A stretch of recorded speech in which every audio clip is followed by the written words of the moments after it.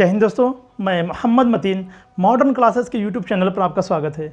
दोस्तों, आज हम जो चैप्टर लेके आए हैं वो ईवीएस यानी इन्वायरमेंट का अगला जो पार्ट है, यानी अगला जो चैप्टर है उसका नाम है प्रदूषण। पर्यावरण का जो अगला चैप्टर है उसका नाम है प्रदूषण, पॉल्यूशन। दोस्तों, इसी पॉल्यूशन के तहत हम कुछ बात करने जा रहे हैं। आज के ज़माना जो चल रहा है, जिस माहौल में हम लोग जी रहे हैं, वो हर तरफ से पॉल्यूशन से घिरा हुआ है। वो चाहे जल प्रदूषण हो, चाहे मृदा प्रदूषण हो, चाहे ध्वनि प्रदूषण हो, चाहे तो वायु प्रदूषण हो। हालांकि सबसे इंपॉर्टेंट जो रखता है वो वायु प्रदूषण है, क्योंकि वायु प्रदूषण अगर सही है तो हमें सांस लेने में दिक्कत नहीं होगी, हमें परेशानी नहीं होगी, उसके बाद वगैरह वगैरह चीज़ों का फ़ायदा होता है। लेकिन आज के जो ज़माना देख लीजिए आप, तो हर जगह प्रदूषण से ही फैला हुआ है, यानी प्रदूषण हर जगह महामारी की तरफ फैली हुई है। अब बात करते हैं प्रदूषण कहते किसे हैं। दोस्तों, प्रदूषण किसे कहते हैं? देखिए, पर्यावरण में मौजूद वायु, जल तथा मृदा में अवांछित परिवर्तन को ही प्रदूषण कहा जाता है। दोस्तों, क्या कह रहा है? कहने का मतलब ये है कि पर्यावरण मौजूद जो वायु है, जल है तथा मृदा है, उसमें अवांछित परिवर्तन। ये अवांछित का मतलब होता है अनचाहा, जिसको हम नहीं चाह रहे हैं वो परिवर्तन हो जाए, उसे हम क्या बोलेंगे? प्रदूषण कहेंगे। जैसे एग्जाम्पल के तौर पे मान लेते हैं कि अगर आप देखते होंगे तो जैसा कि आपने पढ़ा होगा कि अगर हमारे वायुमंडल की बात करें, वायुमंडल में नाइट्रोजन की मात्रा कितनी है? नाइट्रोजन की मात्रा है 78%, मोटी मोटा मान लीजिए, और ऑक्सीजन की मात्रा है 21। यानी नाइट्रोजन और ऑक्सीजन की मात्रा अगर देख लिया जाए तो कितना हो रहा है टोटल? 99%। अब इसी नाइट्रोजन मान लिया, नाइट्रोजन की मात्रा अगर 73% हो जाए, यानी 4% कम हो जाए, या मान लीजिए सीधा 70% हो जाए, 8% कम हो जाए, वहीं ऑक्सीजन की मात्रा 21 से बढ़कर 29 हो जाए, तब भी 99 हो रहा है। तो कोई फ़र्क हो रहा है? नहीं हो रहा। लेकिन तब क्या हमारा पर्यावरण, क्या हम लोग उसमें जी पाएंगे? नहीं जी पाएंगे, क्योंकि ये अवांछित परिवर्तन हो जाएगा। वो परिवर्तन जिसे हम नहीं चाह रहे। हम नहीं चाह रहे हैं कि हमारा ऑक्सीजन की मात्रा बढ़े, और हम नहीं चाह रहे कि नाइट्रोजन की मात्रा भी बढ़े। यानी जो परिवर्तन हम नहीं चाह रहे वो परिवर्तन हो जाना ही प्रदूषण कहलाएगा हमारे पर्यावरण के लिए। तो ये होता है दोस्तों पर्यावरण यानी प्रदूषण। अब देखिएगा, इसका मतलब समझ में आ गया। इसी तरीके से हर क्षेत्र में प्रदूषण, इसी तरीके से अगर हर क्षेत्र का जो प्रदूषण होगा, चाहे मृदा प्रदूषण, चाहे ध्वनि प्रदूषण, चाहे जल प्रदूषण हो जाए, सभी प्रदूषण को हम डिफाइन करेंगे। और इसी तरीके सारे प्रदूषण में जो अवांछित परिवर्तन होते हैं उसे हम क्या कहते हैं? प्रदूषण कहते हैं। अब दोस्तों बात करते हैं प्रदूषक किसे कहते हैं, यानी प्रदूषक किसे कहते हैं? वे पदार्थ जिनसे प्रदूषण फैलता है, यानी हर वे पदार्थ जो भी प्रदूषण फैलाते हैं उसे हम क्या बोलते हैं? प्रदूषक। क्या बोलते हैं उसे? प्रदूषक। देखिए दोस्तों, ये है प्रदूषक। क्या कहलाएगा? प्रदूषक कहलाएगा। यानी जैसे अगर कार्बन डाइऑक्साइड से क्या होता है? प्रदूषण फैलता है, तो क्या कहलाएगा? वो प्रदूषक कहलाएगा। ठीक है। नाइट्रस ऑक्साइड से प्रदूषण फैलता है तो क्या कहलाएगा? प्रदूषक कहलाएगा। सल्फ्यूरिक अम्ल से क्या प्रदूषण फैलता है तो क्या कहलाएगा? प्रदूषक कहलाएगा। यानी हर वो चीज़, हर वो गैस, हर वो चीज़ जो प्रदूषण को फैलाता है, जैसे पॉलीथीन क्या है? एक प्रदूषक है। यानी क्या करता है? वो जल प्रदूषण फैलाता है। तो यानी हर वो चीज़ जो प्रदूषण फैलाता है उसे हम क्या बोलते हैं? प्रदूषक कहते हैं। ठीक है। अब आप बात करते हैं कि प्रदूषण के प्रकार, यानी कितने प्रकार के हैं, कैसे कैसे हैं, उसके बारे में विधिवत जानेंगे दोस्तों। तो पहले प्रकार में आता है जो भौतिक गुणों के आधार पर बांटे हम। दोस्तों, मैंने बताया कि ये जो प्रदूषण है ना, वो छोटा मोटा टॉपिक आज नहीं रह गया, बड़ा टॉपिक रह गया, और इसको आपको एक बार में ख़त्म होने वाला नहीं है, याद रखिएगा। अगले चैप्टर में हम इसको ख़त्म करेंगे, ठीक है ना। लेकिन आज पूरा विधिवत पढ़िए, इसको मज़ा आएगा, और एक बार जब पढ़ लेंगे तो आपको कहीं से कन्फ्यूजन नहीं होगा। प्रदूषण से रिलेटेड जितने भी प्रश्न आए हैं आपका एकदम माइंड कंसेप्ट क्लियर रहेगा, और आप टिक मार करके आएंगे और सही रहेगा। आइए बात करते हैं, यानी भौतिक गुणों के आधार पर। अब भौतिक गुणों के आधार पर कौन कौन से प्रदूषण हो जाएंगे? जैसे गैसीय प्रदूषण, यानी हर वे प्रदूषण जो गैस के रूप में है और जो प्रदूषण फैलाते हैं उसे हम क्या बोलेंगे? गैसीय प्रदूषण। उसके बाद आएगा धूल प्रदूषण, यानी धूल जो हमारे एटमॉस्फेयर, जो हमारे वायुमंडल में फैला धूल है, जिसे स्मॉग या फॉग बोलते हैं, यानी स्मॉग बोलते हैं, वो स्मॉग क्या कहलाता है? वो कोई प्रदूषण कहलाता है। ताप प्रदूषण। ताप प्रदूषण मतलब समझ में आ रहा है? आप बाहर निकले, बहुत एकदम ताप बढ़ा हुआ है, हमें पसीना एकदम निकल रहा है, उसे हम क्या बोलेंगे? वो भी कहीं ना कहीं प्रदूषण का ही पार्ट है, वो भी कहीं ना कहीं प्रदूषण का ही भाग है। ठीक है। ध्वनि प्रदूषण। पता चला मशीन चल रहा है, ट्रक जा रहे हैं, भारी भारी बसें जा रही हैं, उसके बाद पता चला ट्रेन की आवाज़ आ रही है, आदमी चैन से सो नहीं पा रहा है, लेकिन क्या करेगा आदमी, फिर भी उसको 8 घंटे नींद कंप्लीट करनी होती है, वो सोता है, लेकिन हमारा माइंड जो है एकदम भ्रष्ट हो जाता है, दिमाग ख़राब हो जाता है कि क्या हम सोएं कि जागे, समझ नहीं आता। इस तरीके के यानी ध्वनि प्रदूषण आजकल फैल रहा है, यानी चिड़चिड़ापन हो जाता है ध्वनि प्रदूषण से। हालांकि आगे चल के हम ध्वनि प्रदूषण, मृदा प्रदूषण और जल प्रदूषण के बारे में पढ़ाएंगे, आप लोग वीडियो देखिएगा। अब आ गया रेडियो सक्रिय प्रदूषण। रेडियो सक्रिय प्रदूषण क्या है दोस्तों, यानी रेडियो सक्रिय प्रदूषण में आप जो भी परावर्तित किरणें होती है उनके द्वारा क्या क्या फैलने वाला है, जो प्रदूषण फैलता है उसे हम क्या बोलते हैं, रेडियो सक्रिय प्रदूषण। दोस्तों इसके बारे में भी हम पढ़ाएंगे आगे चल के, तो धीरे धीरे सीक्वेंस वाइज हम चलेंगे, ठीक है। अब बात करते हैं पर्यावरण के भाग के आधार पर प्रदूषण, यानी पर्यावरण के कौन कौन से भाग है उसके मुख्य आधार पर हमने बांटा है। जैसे पहला हो गया वायु प्रदूषण। दोस्तों पहला क्या हो गया, वायु प्रदूषण। दूसरा हो गया जल प्रदूषण। तीसरा हो गया भूमि प्रदूषण। अब भूमि प्रदूषण में क्या क्या होंगे, किस कारण भूमि प्रदूषण फैलता है, कृषि उर्वरक। दोस्तों ज़्यादा कृषि उर्वरक को अगर हम खेत में मिला देंगे तो उसकी जो खेत की उर्वरा शक्ति होती है वो ऑटोमेटिक वो कम हो जाती है, इसीलिए उसमें ज़्यादा उर्वरक का प्रयोग नहीं करना चाहिए। हाँ, जैसे खाद हो गया ये नहीं करना चाहिए, गोबर डालना चाहिए। बाकी जो नीम की पत्ती होती है जो टूट के गिर जाती है उसको हम निकाल उसमें डाल देते हैं, वो बाद में सड़ती है तो क्या होता है उससे वो उर्वरा शक्ति उसकी बढ़ जाती है खेतों की। तो इस तरीके से कार्य करने चाहिए, लेकिन ज़्यादा हम उसमें कार्बाइड और ज़्यादा नाइट्रोजन फास्फोरस का वो केमिकल जो चीज़ें होती है उसमें डाल देंगे तो उसकी उर्वरा शक्ति क्या होती है, कम हो जाती है, ठीक है। झूम कृषि, झूम कृषि भी मृदा प्रदूषण के कारण होते हैं, क्योंकि लोग क्या करते हैं 1 साल 2 साल वहाँ बोते हैं, फिर उसके बाद वहाँ के वृक्षों को काट कर जला के चले जाते हैं, उससे भी क्या होता है, मृदा प्रदूषण फैलता है। आगे बात करते हैं, ये हो गया मृदा कटाव। मृदा कटाव से ही मृदा प्रदूषण फैलता है। क्यों फैलता है, कैसे फैलता है, हम इस मृदा प्रदूषण में जानेंगे। अब बात करते हैं पारिस्थितिकी तंत्र के आधार पर। पारिस्थितिकी यानी इकोसिस्टम के आधार पर कैसे बांटा जाएगा। जैसे घर का कूड़ा निकलने पर क्या होता है, घर का कूड़ा जब हम निकाल देते हैं और उसको फेंक देते हैं, वो नाली में जाता है, वो बैठ जाता है, उसके बाद क्या होगा, वहाँ से इसमें बदबू आने लगती है, तो क्या हो गया, वो भी एक प्रदूषण फैला रहा है। पशुओं का मलमूत्र, पशुओं का मलमूत्र भी क्या कहलाएगा, प्रदूषण, जैसा कि आप समझ सकते हैं। प्लास्टिक, प्लास्टिक भी एक प्रदूषण है, ये भी प्रदूषक कहलाता है, यानी प्रदूषण के पार्ट हैं जो प्रदूषण फैलाने वाले हैं उसे हम प्रदूषक कहते हैं। प्लास्टिक भी प्रदूषक है, पशुओं का मलमूत्र भी प्रदूषक है, घर का कूड़ा भी प्रदूषक है, ठीक है। यहाँ तक कि पशुओं का जो मृत अवशेष होता है वो भी प्रदूषक होता है। कभी कोई जानवर रास्ते में चलते रहते हैं, कोई जानवर मरा हुआ रहता है तो उसकी बहुत भयंकर बदबू आती रहती है, उसका मतलब क्या है, वो भी कहीं ना कहीं प्रदूषण फैला रहा है, ठीक है।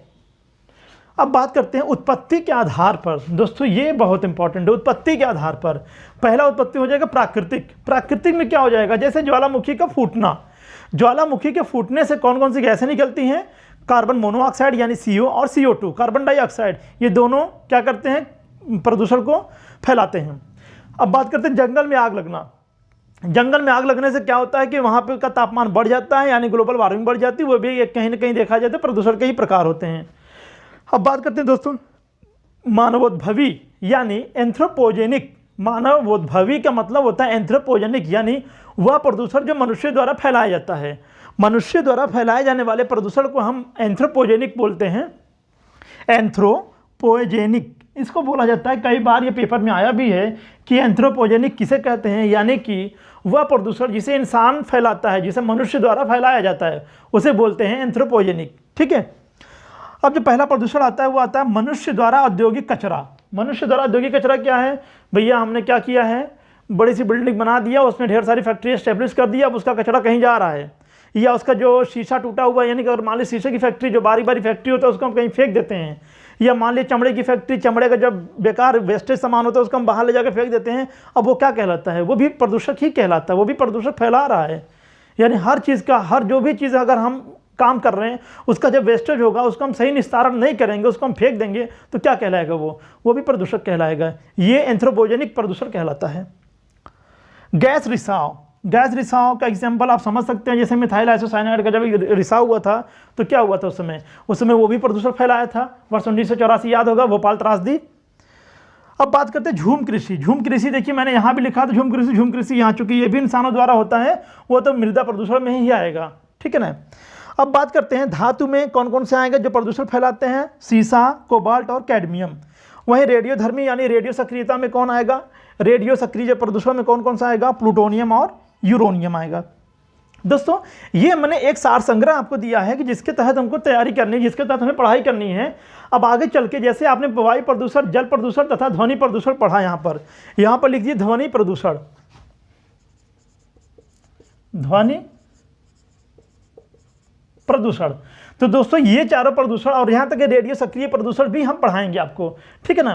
लेकिन अब हम बात करने जा रहे हैं जो वो प्रदूषण है, सबसे इंपॉर्टेंट जो प्रदूषण है, यानी जिसका होना ही नहीं चाहिए, उसी प्रदूषण की वजह से पूरा माहौल ख़राब हो रहा है, जो इंसानों के एक से एक बीमारियाँ फैल रही है। वो प्रदूषण कौन सी है? वायु प्रदूषण, यानी एयर पॉल्यूशन। तो दोस्तों एयर पॉल्यूशन है क्या, आप समझते हैं? वायु में उपस्थित गैसों की मात्रा में परिवर्तन से उत्पन्न होने वाली समस्या को ही हम वायु प्रदूषण कहते हैं। यानी जो भी वायु में गैसें हैं, यानी वायु में जो उपस्थित है, यानी नाइट्रोजन, ऑक्सीजन और कार्बन डाइऑक्साइड और ढेर सारी गैसें हैं, उन सभी गैसों में एक परिवर्तन आ जाए, उन परिवर्तन को हम क्या बोलेंगे? वायु प्रदूषण बोलेंगे दोस्तों, ठीक है। अब वायु प्रदूषण को उत्पन्न करने वाले कारक कौन कौन से हैं, यानी कौन कौन से कारक हैं, किससे किससे वायु प्रदूषण फैलता है? दोस्तों बहुत ज़रूरी है जानना, और इसको आप लोग एहतियात बरता करिए कि जितना हो सके सोचा करिए प्रदूषण कम फैले, कभी ये होता है कि आप लोग कूड़ा जला के फेंक छोड़ देते हैं, अब वो एटमॉस्फेयर में जा रहा है, पता चला आसपास के लोग जा रहे हैं तो नाक दबा के, मुंह दबा के जा रहे हैं कि यार बहुत प्रदूषण फैल रहा है, तो ऐसा काम ना किया करिए। पता चला आप गए गंगा किनारे, आपको बहुत ज़्यादा खाने का मन रहता है, कुछ चीज़ आपने पतरी में लिया, खाया, फटाक से गंगा नदी में फेंक दिया, ये क्या हो रहा है? ये प्रदूषण ही तो है। पता चला हम गए मंदिर में पूजा करने, बहुत श्रद्धा है हमारी माता जी और भगवान के लिए, और पता चला हमने लिया और हम जो है जाके फिर फूल माला क्या करते हैं? गंगा जी में बहा देते हैं। इससे क्या हो रहा है दोस्तों? सरकार इतनी मदद कर रही है, सरकार इतना रिक्वेस्ट कर रही है कि प्लीज़ आप लोग जो है फूल माला ये सब गंगा नदी में ना फेंकें, उसका निस्तारण बगल में कूड़ेदान रखा रहता है, उसमें फेंक दिया करिए। लेकिन हम लोग श्रद्धा के आगे बेबस रहते हैं, हम लोग फेंक देते हैं, सोचते हैं सरकार सफाई करने के लिए है। सरकार सफाई करने के लिए है, ठीक है, लेकिन हमारी प्रायोरिटी क्या बनती है? सरकार कौन बनाता है? हम ही बनाते हैं। तो हम जब कार्य नहीं करेंगे, सरकार कौन होता है? सरकार क्या करेगी? सरकार कितना करेगी? दोस्तों प्लीज़ मेरी बात को बुरा ना लगने पाए आप लोगों को, प्लीज़ आप इसके तहत आप लोग खुद सोचिए। आप भी भारत के नागरिक हैं, आप भी इस देश के नागरिक हैं, आपकी भी प्रायोरिटी बनती है, आपकी प्राथमिकता है ये, ठीक है। आगे बात करते हैं। अच्छा, तेल रिफाइनरी, पहला बात कर रहे हैं हम तेल रिफाइनरी। ये क्या होता है दोस्तों? तेल रिफाइनरी जो होता है उससे एक गैस निकलती है जिसको बोलते हैं सल्फर डाइऑक्साइड। दोस्तों ध्यान दीजिएगा, सल्फर डाइऑक्साइड हर तेल रिफाइनरी, यानी जब तेल आता है तो वो कच्चा तेल रहता है, इसको हम रिफाइनरी में डालकर उसे हम तेल पक्का करते हैं, तब जाके हम इंजन में डालते हैं, तब जाके वो चलने लगती है, तब वो चलने लगता है, गाड़ी जो चलने लगती है। अब बात करते हैं दोस्तों सल्फर डाइऑक्साइड। जैसे यूपी की बात करें, यूपी में मथुरा में है तेल रिफाइनरी केंद्र कहाँ पर है? मथुरा में है। तो जब मथुरा की बात करते हैं तो मथुरा, इटावा, मैनपुरी और आगरा, जिसे प्यार की नगरी कहा जाता है, जहाँ पर प्यार की नगरी है, जिसे कहा जाता है ताजमहल। क्या कहा जाता है दोस्तों? ताजमहल कहा जाता है। उस ताजमहल का पीला पड़ना आपको क्या समझ में आ रहा है? आप लोग कहते हैं कि अम्लीय वर्षा, तो बिल्कुल सही बात है, अम्लीय वर्षा। लेकिन होता कैसे है? अम्लीय वर्षा क्यों होती है, कैसे होती है, मैं बता रहा हूँ दोस्तों। जब सल्फर डाइऑक्साइड तेल रिफाइनरी से निकलती है, और जब तेल रिफाइनरी से निकलने के बाद वो क्या करती है? वो हाइड्रो यानी कि H2O, किससे? यानी जल से अभिक्रिया करती है। जल से अभिक्रिया करने के बाद क्या बनाती है? H2SO3। उसका फिर वो जल से अभिक्रिया बनाने के बाद क्या बनाएगी? H2SO4। H2SO4 बनाने के बाद वो क्या कहलाएगा? सल्फ्यूरिक अम्ल। तो आपने सुना होगा कि सल्फ्यूरिक अम्ल को हम क्या बोलते हैं? अम्लीय वर्षा भी बोलते हैं। आइए उसके बारे में हम आगे चलते हैं, समझते हैं। पहले ये समझिए आप। अब दूसरा जो ऑप्शन है बताते हैं दोस्तों, ज्वालामुखी प्रक्रिया। अब दोस्तों ज्वालामुखी प्रक्रिया से कौन कौन से गैस निकलते हैं समझिएगा। ज्वालामुखी प्रक्रिया से carbon monoxide, carbon dioxide, H2S यानी हाइड्रोजन डाइऑक्साइड, और SO2 sulphur dioxide, hydrogen sulphide, sulphur dioxide तथा जलवाष्प। ये चीज़ें निकलती है किससे दोस्तों? ज्वालामुखी से। दोस्तों याद रखिएगा, ज्वालामुखी के निकलने के बाद ढेर सारे ऐसी बीमारियां, मतलब ऐसे वो चीज़ें होती हैं जिससे प्रदूषण फैलता है, बहुत से प्रदूषण, जिसमें सबसे अधिक जो फैलता है वो कौन सा है? Carbon monoxide. दोस्तों कार्बन मोनोऑक्साइड सबसे अधिक प्रदूषण फैलाने वाली गैस है, दोस्तों। अब बात करते हैं तो इससे कौन कौन सा फैला दोस्तों? पहला carbon monoxide, carbon dioxide, hydrogen sulphide, sulphur dioxide और जलवाष्प भी कहीं ना कहीं देखा जाए तो प्रदूषण फैलाता है। कैसे, मैं बताता हूँ आपको। अब बात करते हैं जेट विमान। दोस्तों जेट विमान से कौन कौन सी गैसें निकलती है दोस्तों? तो जेट विमान से वो नाइट्रस के ऑक्साइड यानी तीनों नाइट्रस यानी नाइट्रोजन ऑक्साइड, नाइट्रिक ऑक्साइड और नाइट्रस ऑक्साइड, ये तीनों गैसें निकलती हैं। ठीक है दोस्तों, ये तीनों गैसें निकलती हैं। देखिए ये लिख दिए हम, नाइट्रोजन ऑक्साइड, नाइट्रोजन डाइऑक्साइड और नाइट्रस ऑक्साइड।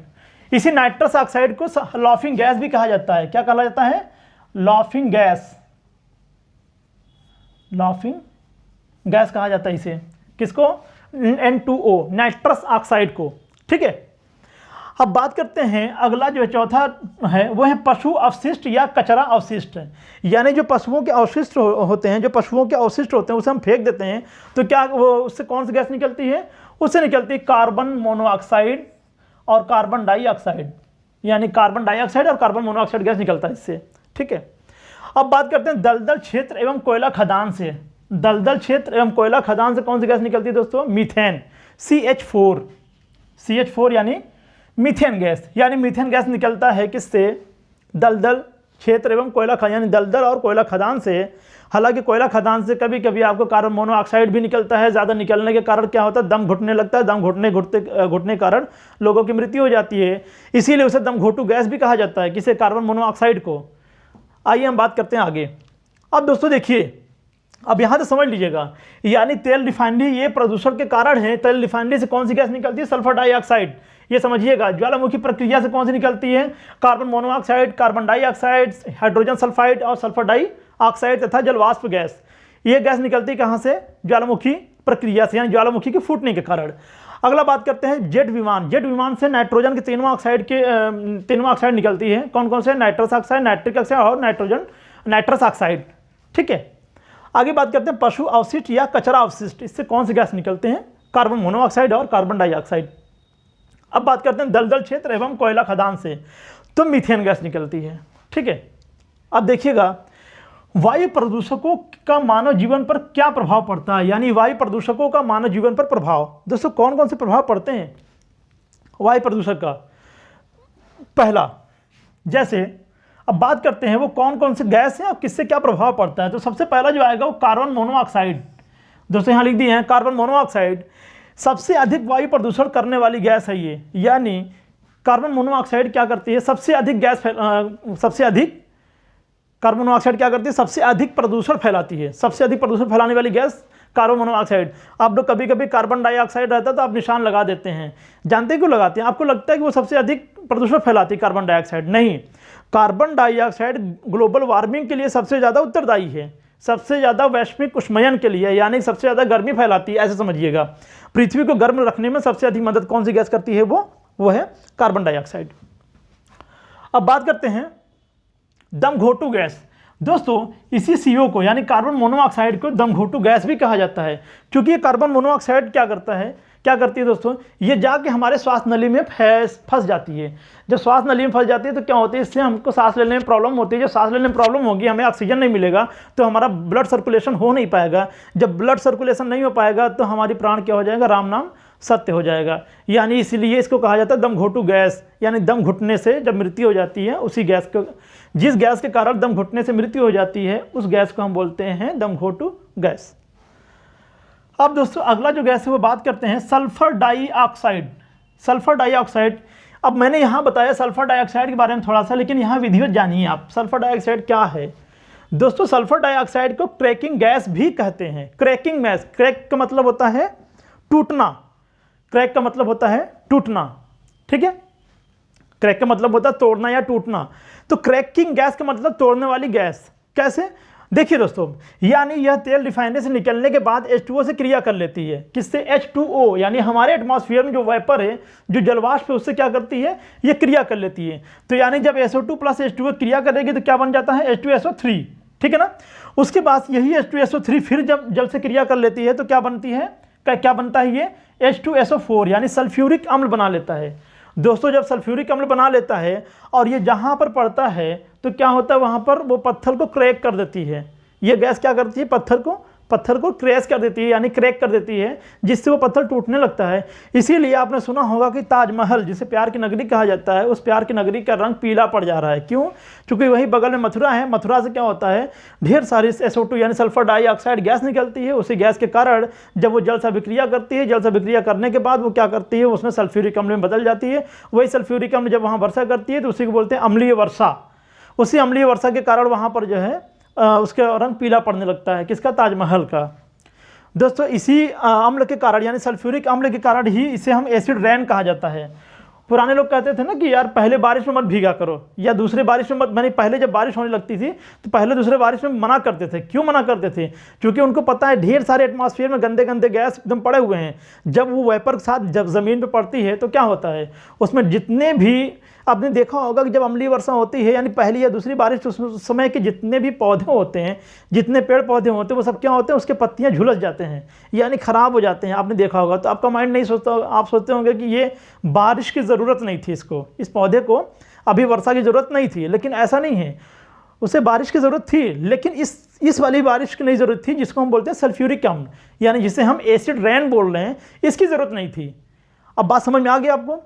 कहने का मतलब ये है कि जब सल्फर डाइऑक्साइड H2O से क्रिया किया तो क्या बनाया? H2SO3। H2SO3 ने जलवाष्प से क्रिया किया तो क्या बना दिया? H2SO4। H2SO4 को सल्फ्यूरिक अम्ल बोलते हैं।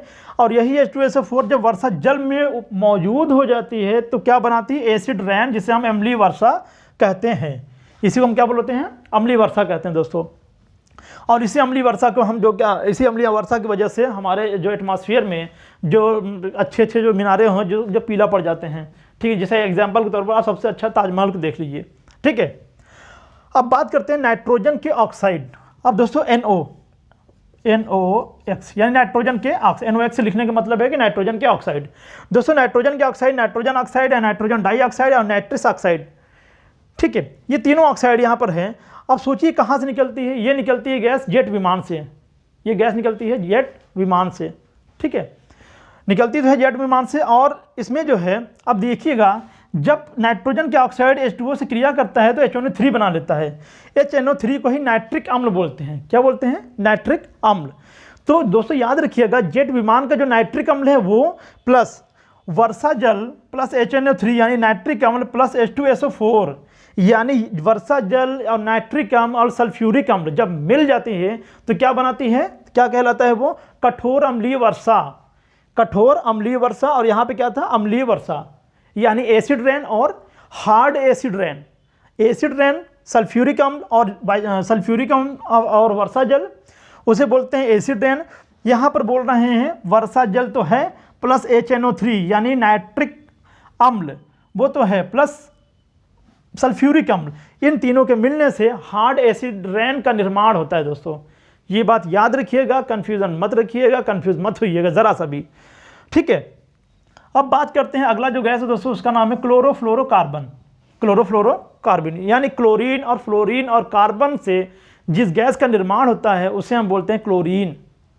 ठीक है, यह गैस निकलती कहाँ से? यह निकलती है फ्रिज, एसी तथा शीतल प्रोडक्ट से। यानी जो शीतल प्रदान करने वाली गैस है, चाहे वो डिस्पेंसर हो जो पानी को ठंडा करता है, चाहे एसी हो, चाहे तो कुछ भी है। एसी भी क्या करती है? ठंडा करती है हमारे एटमॉस्फेयर यानी हमारे घर के एटमॉस्फेयर को। आप पूरे ब्रह्मांड के एटमॉस्फेयर की बात ना करिए। ठीक है, अब दोस्तों देखिएगा, यह सर्वाधिक प्रभावशाली ग्रीन हाउस गैस है। CFC के कारण समताप मंडल में उपस्थित ओजोन परत में छिद्र हो गया है। किसके कारण? CFC के कारण। यही गैस के कारण, इसी गैस के कारण क्या होता है? हमारे ओजोन छिद्र में क्या होता है दोस्तों? गैस में ओजोन लेयर में छिद्र हो गया है, जिसके कारण अल्ट्रावायलेट रे जो है हमारे पृथ्वी तक पहुंचकर भयंकर बीमारी यानी कैंसर जैसी स्किन कैंसर डिसीज़ फैलाती है, जिससे हमें बचना होगा। और उसको बचने के लिए हमें क्या करना पड़ेगा कि हमारे ओजोन लेयर को डैमेज नहीं होने देना है। उसको डैमेज ना होने के लिए क्या करना पड़ेगा? हमें ऐसे प्रोडक्ट का यूज़ नहीं करना है जिससे कि हमारा ओजोन लेयर ख़राब हो रहा है, हमारा ओजोन लेयर बर्बाद हो रहा है, हमारा ओजोन लेयर एकदम भ्रष्ट हो जा रहा है। अब हमें ऐसा काम नहीं करना है। ठीक है, अब बात करते हैं दोस्तों ग्रीन हाउस इफेक्ट क्या है। आपने सुना कि यहाँ पर लिखा कि ग्रीन हाउस गैस, तो ये ग्रीन हाउस गैस है क्या? ग्रीन हाउस प्रभाव क्या है? बात करते हैं क्या है, पहले समझिए। वायुमंडल में उपस्थित ऐसी गैस जो पृथ्वी से निष्कासित ऊष्मा का बाह्य अंतरिक्ष में जाने से रोकती है, उन्हें ग्रीन हाउस गैस कहते हैं। दोस्तों नहीं समझ में आएगा आपको, बात समझिएगा। यानी आपने देखा होगा सूर्य की किरणें हमारी 8 मिनट 16.6 सेकंड में पृथ्वी पर पहुंचती है। तो दोस्तों दिन में तो वो सब पृथ्वी पर प्रकाश की किरणें आती हैं, पृथ्वी के अंदर जाती हैं, हमारे पृथ्वी तक आती हैं, और फिर रात में क्या होता है उसका वो ऊपर मतलब ये जो क्या करती है अवशोषित कर लेती है, लेकिन बाद में क्या होता है वही रेज वही किरणें क्या होते हैं वापस जाना चाहती है, उसको वापस किया जाता है। इसीलिए जब गर्मी के दिन में आपने देखा होगा कि जब कभी रात का समय होता है तो पृथ्वी से जैसे आग निकल रही हो, ऐसा कभी महसूस हुआ होगा, तो यानी कि वो रिफ्लेक्ट होती है। लेकिन दोस्तों कुछ ऐसी गैसें हैं जो इसको रोक लेती है, इस गैस को रोक लेती है, जाने नहीं देती है। तो ये गैस यानी इसी क्या कहा जाता है, ग्रीन हाउस गैस यानी ग्रीन हाउस प्रभाव कहा जाता है। यानी ग्रीन हाउस प्रभाव में कौन कौन सी गैसें आएंगी, ध्यान दीजिएगा। पहले गैस है CH4 यानी मीथेन। यह गैस क्या करती है दोस्तों, यह भी गैस क्या कहलाएगी आपका, यानी हरितगृह गैस कहलाएगी। उसके बाद ओजोन गैस, ओजोन लेयर भी यानी ओजोन जो गैस होती है वो भी क्या करती है, यही काम करती है। कार्बन मोनोऑक्साइड भी, कार्बन डाइऑक्साइड दोस्तों हमारे एटमॉस्फेयर को सबसे अधिक गर्म करने में कौन सा गैस योगदान देती है, कार्बन डाइऑक्साइड यानी CO2 कार्बन डाइऑक्साइड। अब बात करते हैं सल्फर डाइऑक्साइड SO2 की, ये भी क्या करता है दोस्तों, ये भी वही काम कर रही है यानी जो कि सारी गैसें कर रही हैं। NO2 नाइट्रोजन ऑक्साइड, यह भी हमारे एटमॉस्फेयर को यानी ग्लोबल यानी कि ग्रीन हाउस गैस में आती है, यानी इसे भी ग्रीन हाउस गैस कहा जाता है। H2S यानी H2 यानी हाइड्रोजन सल्फाइड, H2S यानी हाइड्रोजन सल्फाइड भी हमारे ग्रीन हाउस गैस है। H2O जलवाष्प, जलवाष्प भी क्या करते हैं, ये आंतरिक जो रेस परावर्तित होने लगती है उसको परावर्तन नहीं होने दिया जाता है, इस वजह से ये हमारे एटमॉस्फेयर को गर्म हीट रखती है, जिसके कारण हमारा ओजोन लेयर छिद्र यानी वो छिद्र हो जाता है, जिसके कारण अल्ट्रावायलेट किरणें पृथ्वी तक पहुँच जाती हैं। दोस्तों ये रहा हमारा आज का प्रदूषण का टॉपिक। अब प्रदूषण में हमारा पहला टॉपिक रहा है वायु प्रदूषण। दोस्तों इसके 2-3 पार्ट बनेंगे, क्योंकि एक पार्ट में आपको क्लियर नहीं समझ में आएगा, इसलिए दोस्तों प्रदूषण का मैटर है, आप लोग सोच समझ के इसको नोट्स बनाइए और इसका स्क्रीनशॉट ले लीजिए, ताकि कहीं दिक्कत ना हो। कोई प्रॉब्लम होगी सर दोस्तों तो आप लोग कमेंट बॉक्स में लिखना ना भूलिएगा। और दोस्तों जहाँ तक हो सके आप लोग विधिवत नॉलेज रखिए, जो कुछ भी कन्फ्यूजन होता है आप कमेंट बॉक्स में ज़रूर लिखा करिए, और इसी तरीके से हमारे साथ बने रहिएगा। अगली वीडियो का इंतजार कीजिए, तब तक के लिए जय हिंद जय भारत।